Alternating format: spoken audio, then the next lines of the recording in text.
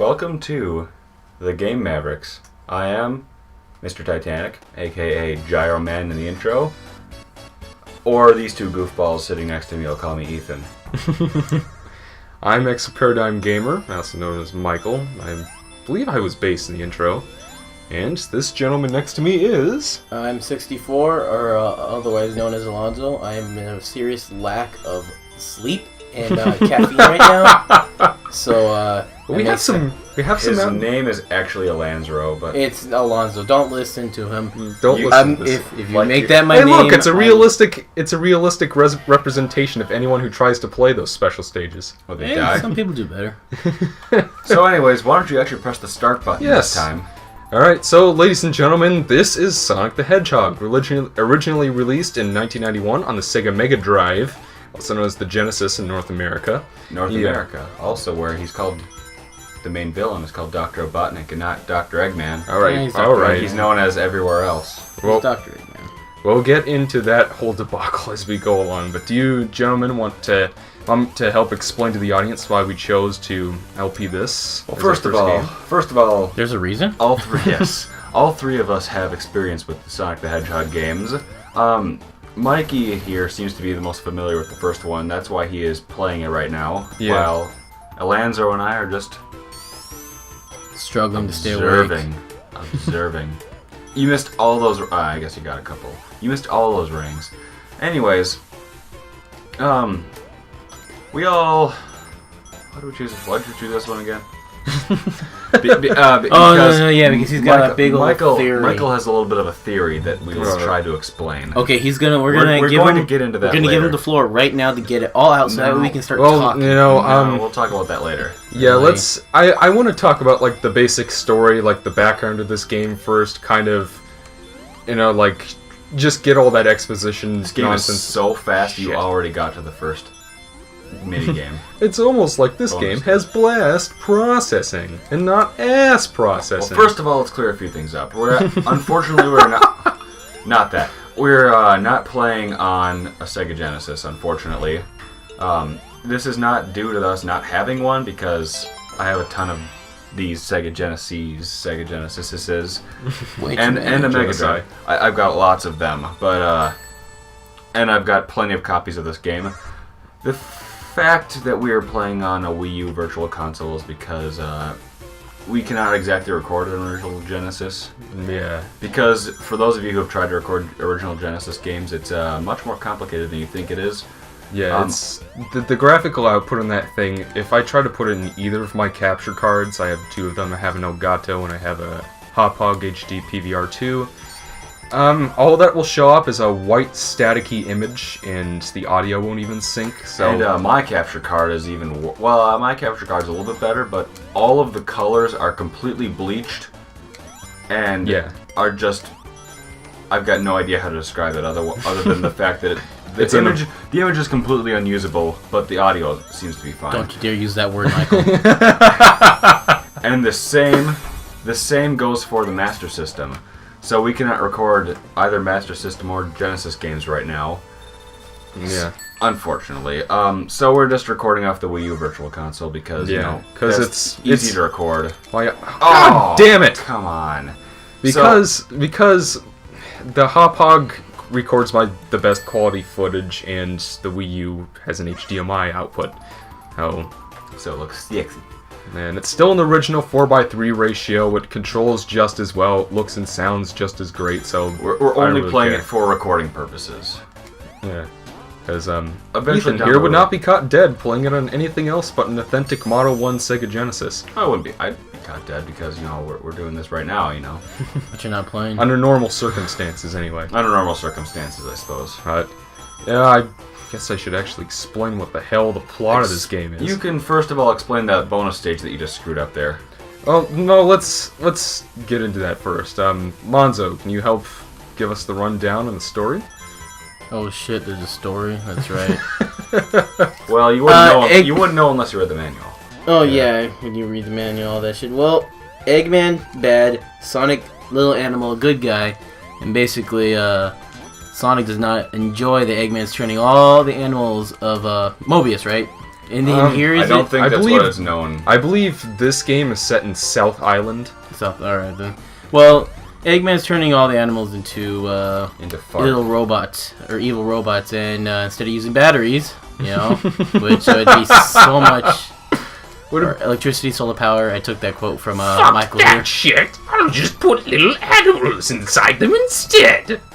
Apparently, they got some sort of power and whatnot. They must have been playing the Nintendo Power Glove. Yeah, pretty much that. And, Sonic's gonna go kick his ass because he's got an attitude. Sonic. Well, on the way, he can, that's basically as basic as it can get. On the way, there are 6 Chaos Emeralds. There are 6 in this game, as it's the original. There are 7 in all the following. Basically, the Chaos Emeralds are MacGuffins, if you've managed to collect them all. Like, they serve no purpose in this game other than advancing the story, technically. If you collect... Oh, first of all, I ought to mention that, like Ethan said at the beginning of the playthrough, the villain was originally called Dr. Robotnik in North America. He's never directly referred to that in the game, so if you were like me and you grew up with the newer games, you would have never have known that, unless if you either watched the shows from back then or read the manuals. They call him Dr. Eggman.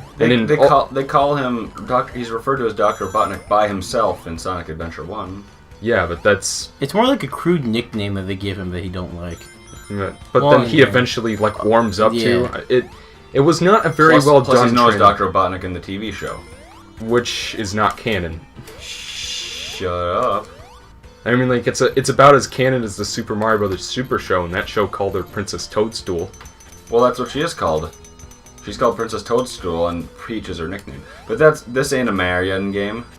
Oh, I always like to use that example because the story behind why her name is changed is basically the exact same reason that Robotnik's name was changed. A nickname. Localization. Yeah. Like in the original games, she was in Japan, she was always known as Princess Peach. But when she was brought over to America, they decided to name her Princess Toadstool, which is an extra life here, by the way, in case you haven't told. Which, in all honesty, is probably the better name, because she's the princess of the Mushroom Kingdom, so it makes more sense to call her Toadstool, because that's a mushroom. I like Princess Peach. I like Princess Peach as well, but apparently Toadstool is her last name. I did some research on this. But this ain't a Marion game. But this is a Sonic game. Anyways, point is, for the remainder of these first 3 playthroughs, we are going to be playing Sonic 1, 2, 3, and Knuckles, folks. Maybe we'll do CD some other time, because at the moment we don't have the PS3 or Xbox 360 port downloaded at this moment. You want to watch it on a phone? I got it on my phone. I also have it on my phone, but Sonic CD is an excellent game. Yeah, but I'd still say that Anyways, this is the bonus stages. There's special stages. Special stages. We've been to 3 of them already. Basically, the objective is to gain access to one of the MacGuffins. To one of the MacGuffins. There are 6 of them, and you get exactly 10 tries. Crap. Yes, 10 tries. On the first and second act of each stage, if you collect 50 rings and cross the little signpost at the end, there will be a giant ring. Jump into the giant ring and you'll be warped to the special stage with trippy backgrounds that transform into everything. Which is the reason why I'm convinced they're that background. That's the only reason this is in the game, is so that they can brag about the Genesis's graphical capabilities. Oh, son of a bitch. And I'm not reacting at all. And I'm not gonna lie, folks, I like Sonic 1 overall. Oh, come the fuck on! It's like the last time we played this game, you had all 6 Chaos Emeralds, and now you just goofed up twice in a row. I mean, that's the problem with the... Like I was saying, these special stages are by far my least favorite part of Sonic 1. I mean, in classic era Sonic in general, I hate that I have to go out of my way to do something that has nothing to do with the main story in order to get the good ending. Even though it's optional. It is optional, to get the good ending, though. Yeah, that's right. You have to do it. To fully complete the story and get the most out of your game. I mean, again, it's optional, so that's why I'm not, saying, oh, this game is bad because I don't care for the special stages. And it's hard. Hell no. What I am saying, though, is that... Uh-oh. more lately I've kind of gotten into doing these sorts of optional side quests in old platform games. Like recently for my review of Super Mario World and Super Mario Advance 2 on my review channel, which you guys should check out if you have the chance. Link right here in the description. Or here in the video. I went out of my way to collect all the dragon coins, and it was a fucking nightmare. And don't say swears. Don't. Like, point is, just because something is optional does not mean that you... That's fun. Does not mean that you shouldn't put effort into it to make it, like, fun and playable. Like... But what about the points? I mean, like, the reason why Sonic 1 is not my favorite of the original three is precisely because... Well, for one thing, the level design and music and graphics aren't as good as the sequels. And for another thing... his opinion. Which is my opinion as well. What? Oh. Yeah, so for one thing, there's that, and then the other thing is the special stages are like well, no, I won't say that, but I could definitely say that I don't find the special stages in Sonic 1 to be as enjoyable as Sonic 3's. And we'll get into that as we go along. But still not as bad as Sonic 2. Actually, what's worse? I mean, like, the big problem with the special stages, I should probably actually explain what the hell I mean, is that, usually when you play a game, it's all about accumulating skill, getting used to the controls, learning how the character moves around, and, the problem with Sonic 1's special stages is that... It's like an art form. It's luck-based. Like, it really is. Like Battletoads. We did a test playthrough of this game earlier, and I was able to get... For, like, the first time, maybe, like, 10 playthroughs of this game, I was able to get all 6 of them and get the good ending. Luckily, amazing. And luckily, I saved the footage of that, so which he'll play right now. Well, no, I'm gonna play it at the end. Like, if proof, in case I can get all the Chaos Emeralds again, I'll just... it'll just be there, but if it's not, then I'll be able to show the good and the bad. Is this the third act or the second? Yes. No, I think this is Act 2. Like, Act Marble 2. Zone is really... There are 6 zones in the game, right? 3 acts per zone. Yeah, and, well, unless you count Final Zone. Well, yeah, I don't count that as a zone. That's the 3rd act of Scrap Brain, but... No, it's the 4th. No, it's just like the other half of Act 3. Anyways. But, at any rate, like, there are 6 zones. They all have, like, a different aesthetic theme and a number of different stage hazards to contend with. Average shit. And I've always, like, thought that vocabulary was interesting. Like, with any other game, it's usually, like, it's, like, world or level, and then, like, the individual, pieces in each world are called stages. But in Sonic, they call the world zones, and they call the levels or stages acts. Which has always made Sonic stand out. And I don't know why they, bothered to invent their own vocabulary for it. Why be normal when you could be different? Yeah, it looks like you've already made 3 screw-ups and you only have 1 emerald. So, yeah. Alrighty, if you screw up one more time, that's your last screw-up available. I mean, like, that's what the biggest problem with the special stages are. It's not necessarily that, of course, a big problem with it is that, like, there's no skill to beating the special stages because, like, the bumpers just bounce you into the goals and then you lose. I wonder why they're called goals and not fail or something. Yeah, that's like what that. They should be called. It's just fail. Like, hey, come over here. No, fuck you, you lost. Don't say swears. Really? Don't. Like, the big problem is that... this other guy over here that's talking sometimes. The big problem is that, like, you don't have enough chances to learn them. You don't have enough chances to... Like, I'm fine, folks, with trial and error, as long as I have as many chances as I need to fuck up and try again. Like Battletoads. Or Donkey Kong Country. Like, Battletoads is a definite no there.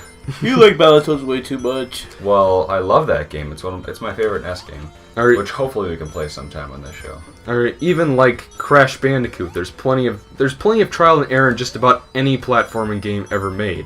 And I'm fine with that because... That's why it's a platformer. That parallax dough. As long as I have infinite continues and as many chances as I need to play through the game, I'm fine with the game, for the most part, being as hard or challenging as it wants to be.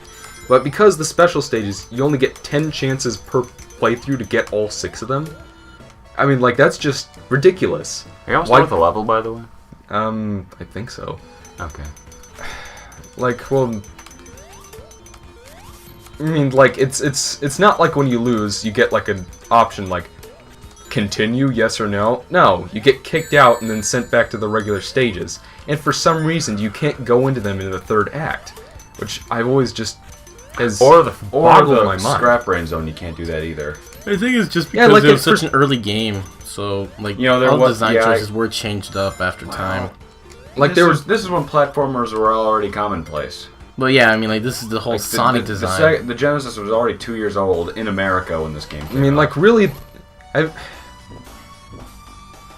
really the reason why the special stages are in it, my theory is one, they wanted to show off the graphical capability, so we thought, oh, we'll have like this spinning room with trippy graphics. They do look impressive for its time. I will agree with that. Like, they wanted to show off the graphical capabilities, and they wanted to give the player an excuse, to, avoid getting hit. And I'll go. Anyways, yes, join us on the next episode of Game Mavericks, where we play the next couple acts and/or zones of Sonic the Hedgehog 1. Right. Enjoy. Bye. So, until next time, we are the Game Mavericks, and this is Spring Yard Zone.